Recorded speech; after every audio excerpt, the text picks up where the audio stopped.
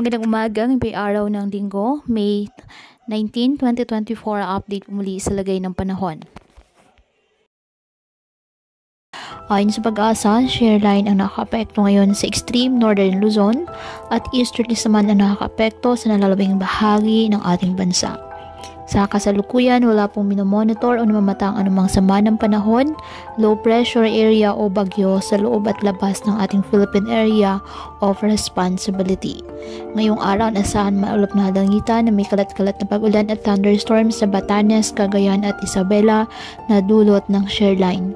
Habang sa nalalabing bahagi ng bansa kasama ng Metro Manila, bahagyang maulap hanggang maulap na halangitan with isolated rain showers or thunderstorms dahil po sa easterlies.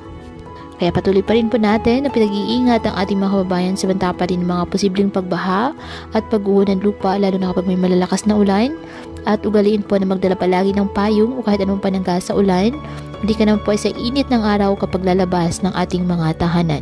At yan po muna ang update sa lagay ng panahon ngayong araw. Muli patuloy po tayo na mag-ingat at palaging tandaan, God loves you. Stay safe and God bless.